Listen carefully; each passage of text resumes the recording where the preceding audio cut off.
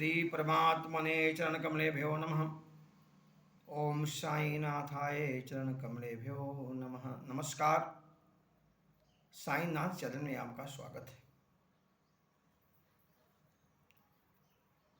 आज हम आपको बताएंगे, कुछ लोग कहते हैं कि श्राद्ध में जो पितरों को पानी देते हैं, भगवान का पूजा पाठ नहीं करना चाहिए।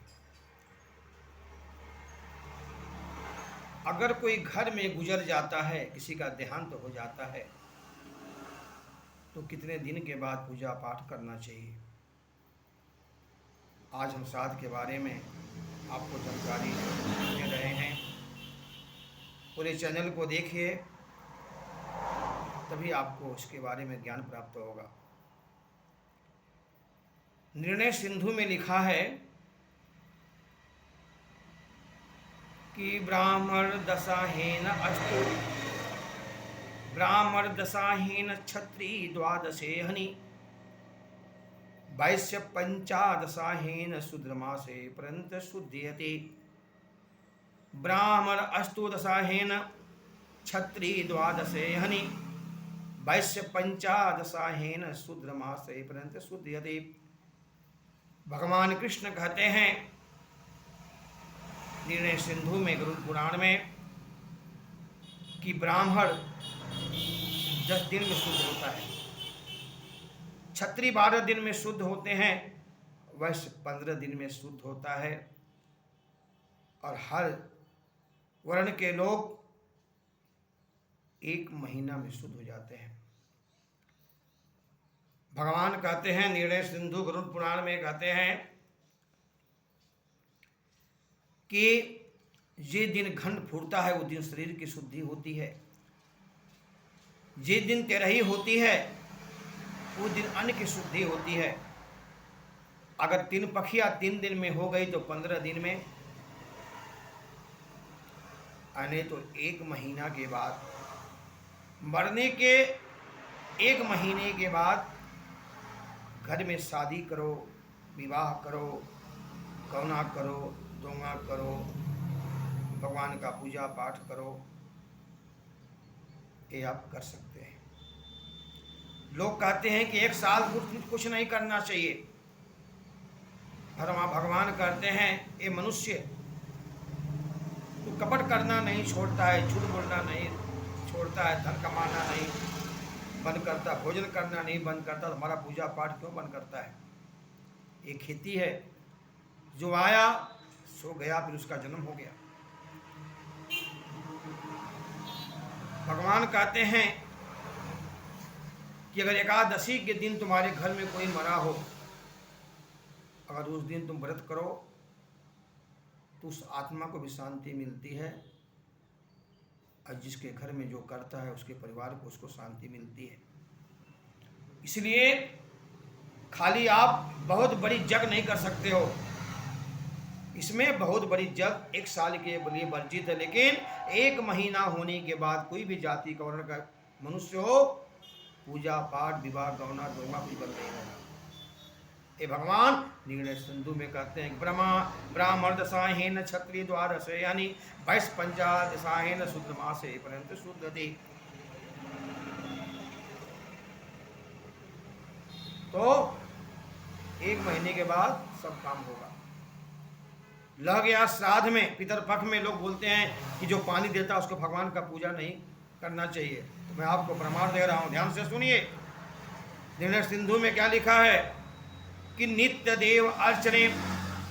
देव अर्चने होम संध्याम श्राद्ध कर्मणि, नित्य देव होम अर्चने संध्याम श्राद्ध कर्मणि। भगवान कहते हैं कि पूजा पाठ हवन याद करके, जैसे आप भगवान का पूजा करते हो, पहले आप भगवान का पूजा करो, पाठ करो, क्योंकि जो देवता होते हैं, पितर होते हैं, भगवान ये देवता के रूप होते हैं। पहले भगवान का पूजा करो, इसके बाद 10 बजे अपने पितरों को पानी दो। इसमें भी पूजा पाठ नहीं बंद होता है। और भगवान कहते हैं कि अगर तुम्हारे घर में किसी का विवाह है और 1 हफ्ता विवाह बाकी है, और कोई घर में गुजर गया, तो आपको सूतक पातक नहीं लगेगा। आप उसको जाइए, उसका देह का दाह संस्कार कीजिए, गमछा ला के पेड़ में बांध दीजिए, इसके बाद विवाह कर दीजिए। जब लड़की विदा हो जाएगी तब आप, तो इसके बाद आपको उसके दूसरे दिन से आपको सूतक लग जाता, फिर आप काम क्रिया कीजिए। और पितरपक्ष में, पितर सोहनन में भगवान का पूजा पाठ करके तब पितरों को पानी देना चाहिए। सबसे पहले आपको पूर्व मुंह बैठना चाहिए और लोटे में चावल, गंगा जल, गाय का दूध, चंदन डाल करके पहला ऐसा हाथ करें, उसमें एक कुश रखें लंबा, एक पैंती पहने और बोले विष्णु जला अंजलि तृप्त्याम, ब्रह्मा जला तिलांजलि तृप्त्याम, रुद्र जला तिलांजलि तृप्त्याम दे दें। इसके बाद फिर आप दक्षिण मुंह बैठ जाएं और बाएं घुटने को जमीन पर टेक दें और बैठ जाएं, टेक दें।